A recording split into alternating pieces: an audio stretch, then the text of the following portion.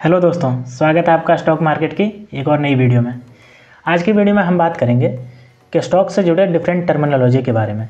जब भी हम देखते हैं किसी स्टॉक के बारे में एनालिसिस करना होता है तो हमें उसके बारे में बहुत सारे डिफरेंट टर्मिनोलॉजी देखने को मिलते हैं। तो आज हम इन्हीं के बारे में जानेंगे।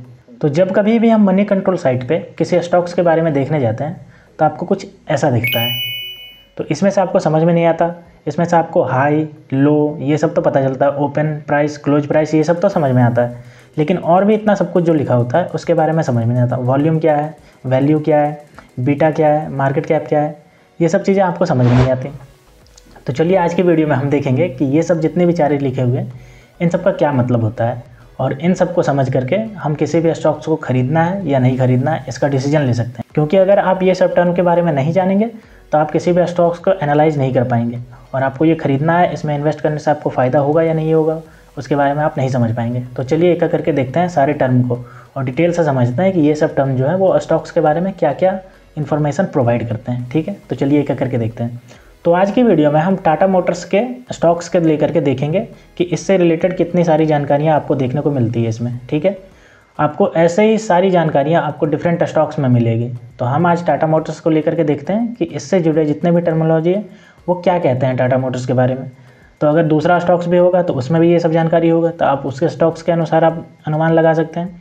अब ये हमने मनी कंट्रोल पे टाटा मोटर्स के स्टॉक को खोल लिया, तो आपको सबसे पहले यहाँ पे दिख रहा है 1816.45, यानी कि ये इसका करंट प्राइस है जो अभी चल रहा है 1816.45। ठीक है, अब इसके नीचे देखिए ये ग्रीन कलर में आपको दिख रहा है 0.80, ये आपका है आज के दिन का कितना ये बढ़ा है, कितना इसका रुपया बढ़ा है। तो ये 0.80 यानी कि 80 पैसे ये आज के दिन में बढ़ा है, और ये ब्रैकेट में लिखा हुआ वो परसेंटेज में बता रहा है। तो 0.10% आज के दिन ये बढ़ा है। अगर यही आपका रेड में रहता तो ये होता कि कितना ये परसेंट से गिरा और कितना वैल्यू से गिरा है। ठीक है, तो ये आपने समझ लिया। अब देखिए इसके बगल में आपको दिख रहा होगा डे रेंज।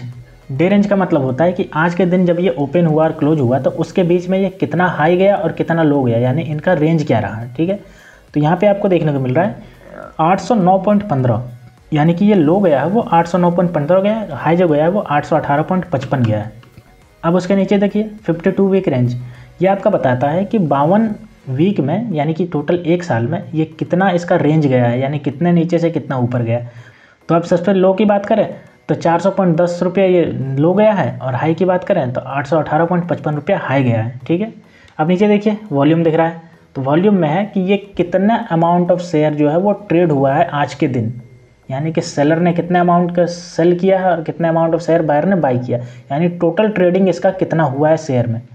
अब इसके बगल में देखिए बिड एंड आस्क लिखा हुआ है। बिड मतलब होता है कि जो बायर होते हैं वो कितने अमाउंट पे उस शेयर को खरीदना चाह रहे हैं, और आस्क होता है कि जो सेलर होते हैं वो कितने अमाउंट पे उसको बेचना चाह रहे हैं। तो यहाँ पे बिड है 816.25, यानी कि इतने रुपए में ये जो सेलर है वो खरीदने के चाह रखते हैं, लेकिन जो बायर है वो कितना मांग रहे हैं 817.45 रुपया। तो ये हो गया सेलर का बिड। अब आपको समझ में आ गया। अब चलिए इसके नीचे देखते हैं। तो नीचे और भी सारी जानकारियाँ होती है, ये होती है मेन। इसमें से आपको देखना है कि इसमें से हमें क्या क्या जानकारी मिलेगी और ये कैसे स्टॉक्स को खरीदने में हमें मदद करती है। तो अगर हम सबसे पहले पॉइंट की बात करें तो सबसे पहला पॉइंट है ओपन। ओपन मैंने ऊपर भी समझा दिया। ओपन मतलब होता है कि आज की डेट मार्केट जब खुलता है तो आपको पता होना चाहिए कि इंडिया में जो मार्केट ओपनिंग और क्लोजिंग जो टाइम है वो 9:15 में ओपन होता है और 3:30 में क्लोज हो जाता है। तो जब ओपन हुआ 9:15 में टाटा मोटर्स का शेयर, तो उस समय उसका प्राइस कितने पे ओपन हुआ, तो 818.15 रुपये में, इतने पे ये ओपन हुआ। अब देखिए उसके नीचे है प्रीवियस क्लोज। तो प्रीवियस क्लोज बताता है कि कल जब ये 3:30 में मार्केट बंद हुआ था तो उस समय लास्ट जो ट्रेडिंग प्राइस था वो कितना आया था। तो लास्ट ट्रेडिंग प्राइस कितना था 815.65 रुपया। तो यानी कि ये कल की बता रहा है लास्ट ट्रेडिंग प्राइस कितना था। अब वॉल्यूम की बात कर लेते हैं। तो वॉल्यूम बताता है कि आज के दिन में जितना भी ट्रेड हुआ है उसमें से कितने शेयर जो है वो ट्रेड हुए हैं, यानी कि कितना शेयर जो है वो सेलर ने बेचा है और बायर ने खरीदा है, ये होता है वॉल्यूम। तो यहाँ पे देखिए आपको 76,64,094 शेयर इतने जो हैं वो ट्रेड हुए हैं, यानी कि बेचे और ख़रीदे गए हैं। तो ये हो गया वॉल्यूम। अब देखिए वैल्यू। वैल्यू यहाँ पे लाख में दिखाया गया है। तो ये कितना है 62,573.50 लाख, यानी कि जो ट्रेड हुआ है वॉल्यूम, जितना शेयर ट्रेड हुआ उसका जो वैल्यू है वो कितने वैल्यू का शेयर है जो ट्रेड हुआ है। तो वैल्यू बताता है कि ये जो ट्रेड हुआ है उसका जो वैल्यू है वो 62,573.50 लाख। ठीक है, इतना है। समझ में आ गया। अब इसके नीचे लिखा हुआ है वीवैप, यानी कि वॉल्यूम वेटेड एवरेज प्राइस, यानी कि जितने भी टोटल शेयर ट्रेड हुए हैं, ठीक है, और जितने भी अमाउंट का ट्रेड हुआ है उसको डिवाइड करने पे, यानी कि अगर अमाउंट है 100 रुपया और ट्रेड हुआ है शेयर 10, तो जो एवरेज प्राइस होगा, वॉल्यूम वेटेड एवरेज प्राइस, वो कितना हो गया, 10 रुपया हो गया। तो ज़रूरी थोड़ी है कि सारे शेयर 10 रुपये में ही बिके होंगे, कोई शेयर 9.5 पैसा में बिका होगा, कोई शेयर 10 रुपया में बिका होगा, कोई शेयर 10.10 रुपये में बिका होगा। तो जब हम एवरेज निकालते हैं कि एक शेयर का एवरेज कितना होता है, तो उसी को बोलते हैं वॉल्यूम वेटेड एवरेज प्राइस, यानी कि टोटल नंबर ऑफ रुपीज़ को जब हम टोटल नंबर ऑफ शेयर से डिवाइड देते हैं तो जो प्राइस आता है उसको बोलते हैं वॉल्यूम वेटेड एवरेज प्राइस। तो ये समझ में आ गया। अब नेक्स्ट टर्म है बीटा। तो बीटा बताता है कि कोई स्टॉक जो है उसका प्राइस कितना वॉलेटाइल है, ठीक है। इसका एग्जाम्पल से समझते हैं। मान लेते हैं कि आज के दिन में स्टॉक्स जो है, स्टॉक मार्केट, वो 10% से ऊपर गया है, तो अगर इसका बीटा 2 होगा तो इस शेयर का जो प्राइस होगा वो 20% से ऊपर जाएगा।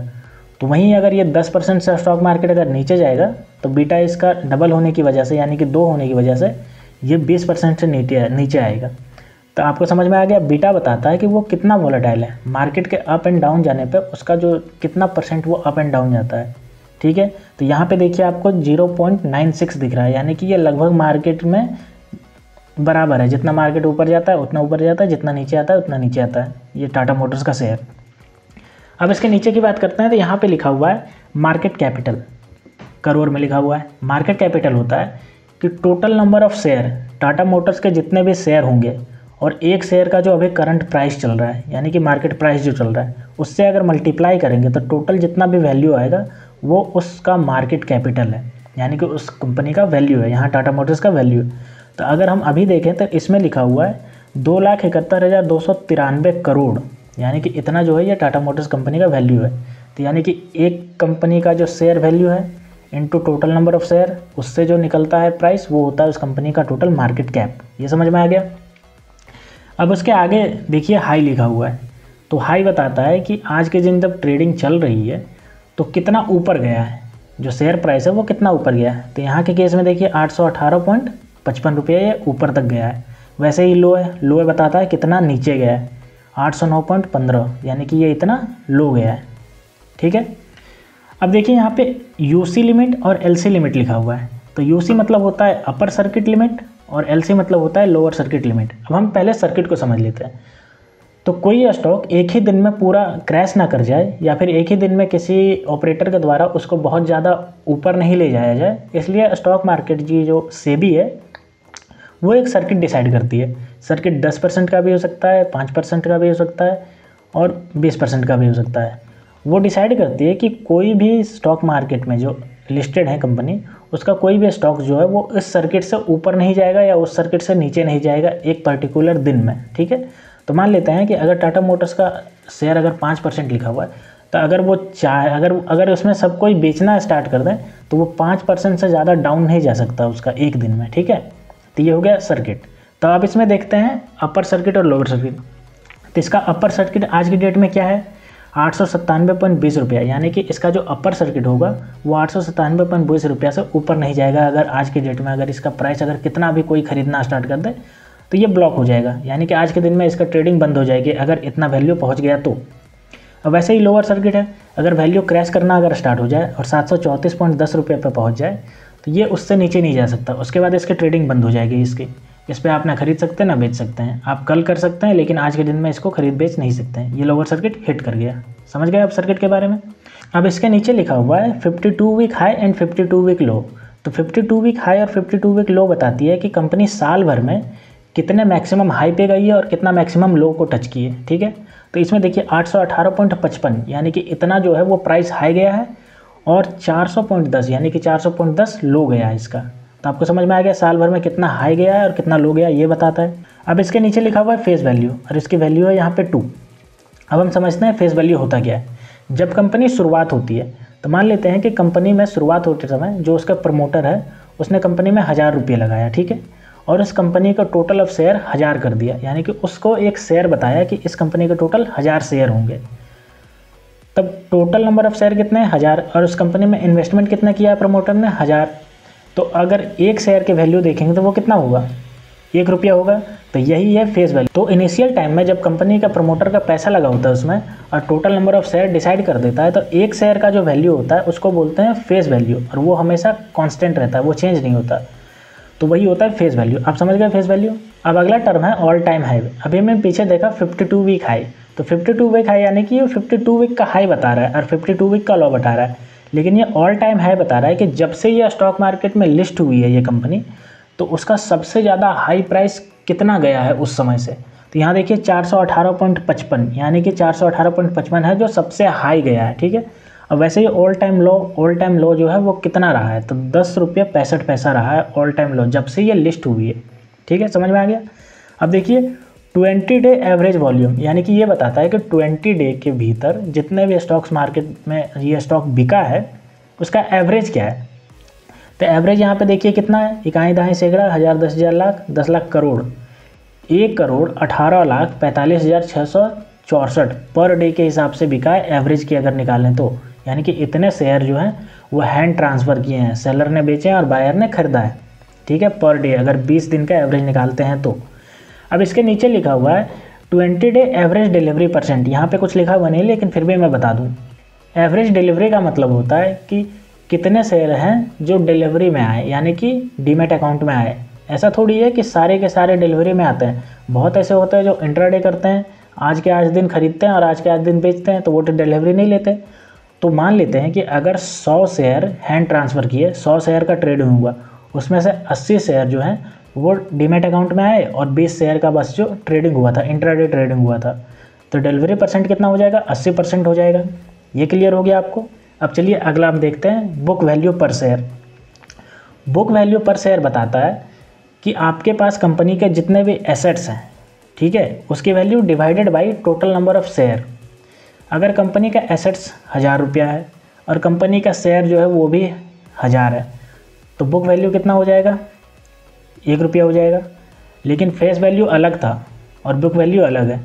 फेस वैल्यू क्या था, फेस वैल्यू था कि प्रमोटर ने उस समय जितना भी पैसा उसमें लगाया प्लस में जितना भी शेयर उसको बनाया, उसने ₹1000 लगाए और उसने 1000 शेयर में उसको डिवाइड कर दिया, तो उसका फेस वैल्यू 1 रह गया और वो कभी चेंज नहीं होगा, ठीक है। लेकिन बुक वैल्यू है वो चेंज होता रहेगा। अगर कंपनी के एसेट्स अगर बढ़ता है तो बुक वैल्यू क्या होगा, अप जाएगा, और अगर एसेट्स कम होता है तो बुक वैल्यू डाउन जाएगा। तो ये क्लियर हो गया। अब नेक्स्ट टर्म की बात करते हैं, तो नेक्स्ट टर्म है डिविडेंड यील्ड। डिविडेंड यील्ड में यहाँ पे 0.25 लिखा हुआ है, ये परसेंट में बेसिकली होता है। तो ये बताता है कि आपके इन्वेस्टमेंट पे कितना परसेंट आपको जो है वो डिविडेंड के रूप में आपको मिल रहा है। तो यहाँ पे 0.25 का मतलब है कि अगर इसने ₹100 अगर इसमें लगाया है, इन्वेस्ट किया है, तो आपको जो मिल रहा है डिविडेंड यील्ड वो आपको मिल रहा है 0.25%। 0.25% का कितना मतलब हो गया, यानी कि 0.25 रुपये, यानी कि 25 पैसे। आपको ₹100 लगाने पे 25 पैसे का डिविडेंड मिल रहा है, ये बताता है डिविडेंड यील्ड। ये क्लियर हो गया। अब इसके बगल में देखते हैं, तो बगल में लिखा हुआ है TTM EPS। अब TTM EPS का मतलब होता है trailing 12 month earning per share, यानी कि ट्रेलिंग 12 मंथ यानी कि लास्ट के जो 12 मंथ है उसमें अर्निंग पर शेयर, मतलब पर शेयर जो है वो कितना अर्निंग हुआ है। तो यहाँ पे देखिए ₹46.14 पर शेयर जो है वो अर्निंग हुआ है लास्ट के 12 महीने का, अगर कैलकुलेशन के हिसाब से देखा जाए तो ये बताता है, ठीक है। अब नेक्स्ट टर्म लिखा हुआ है TTM PE। TTM PE मतलब trailing 12 month price to earn. अब ये होता है एक रेशियो होता है, प्राइस टू अर्न रेशियो होता है, PE बोलते हैं उसको। अब ये बताता है कि TTM यानी कि ट्रेलिंग 12 मंथ यानी कि पिछला 12 महीने में आपने जितना पैसा लगाया उस पर कितने % का आपको अर्निंग हुआ है। तो यहाँ पे देखिए 17.70 लिखा हुआ है, यानी कि अगर ₹100 पैसा लगाया है टाटा मोटर्स ने तो उस पर 17.70% का इसको अर्निंग हुआ है इसमें। तो ये समझ गए आप। अब इसके नीचे देखिए, नीचे लिखा हुआ है P/B यानी कि प्राइस टू बुक वैल्यू।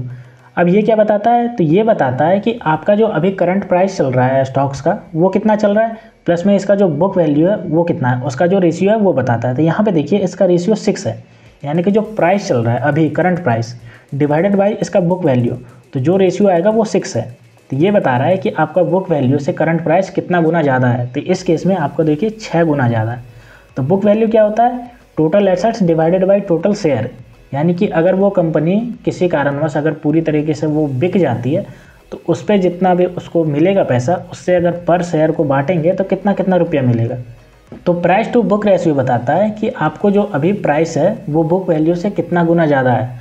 तो अक्सर देखा जाता है जितने भी ऑयल, सीमेंट, ऐसी जो हैवी इंडस्ट्री की कंपनी होती है वो आपकी होती है P2V रेशियो जो होता है वो बहुत कम होता है। लेकिन वैसे जो टेक्नोलॉजी AI ये जो मतलब आपकी टेक्नोलॉजी की फील्ड की कंपनी होते हैं उसका जो P2V रेशियो रहता है वो बहुत ज़्यादा हाई रहता है। ठीक है, अब नेक्स्ट टर्म है सेक्टर PE। सेक्टर PE मतलब sector price to earn ratio. अब टाटा मोटर्स ऑटोमोबाइल सेक्टर में आती है, तो जितने भी कंपनियां ऑटोमोबाइल सेक्टर में लिस्टेड है तो उनका जो प्राइस टू अर्न रेशियो है उनका अगर एवरेज करेंगे तो वो होता है सेक्टर PE यानी sector price to earn ratio. तो इस केस में देखिए यहाँ पे लिखा हुआ है 64.56। तो अब ये बताता है हमें कि उस सेक्टर की कंपनियों में अगर हम 1 रुपया कमाना चाहते हैं तो उसके लिए हमें कितना गुना पैसा देना पड़ रहा है, इन्वेस्ट करना पड़ रहा है। 64.56 रुपये इन्वेस्ट करना पड़ रहा है 1 रुपये कमाने के लिए। समझ में आ गया? तो दोस्तों स्टॉक मार्केट से रिलेटेड हमने लगभग सारे टर्म को कवर कर लिया है, लेकिन फिर भी अगर आपके मन में कोई ऐसे टर्म रह गया जो यहाँ पे डिस्कस नहीं किया गया तो आप नीचे कमेंट सेक्शन में मुझे पूछिए, मैं उसका उत्तर ज़रूर दूंगा। और ऐसे ही स्टॉक मार्केट से रिलेटेड वीडियो देखने के लिए आप मेरे चैनल को सब्सक्राइब कर लीजिए और बेल आइकन को ऑन कर लीजिए, ताकि ऐसे ही जैसे वीडियो आपके पास आएगी तो आपको पता चल जाएगा। तो मिलते हैं दोस्तों नेक्स्ट वीडियो में, तब तक के लिए स्टे ट्यून्ड। Thank you.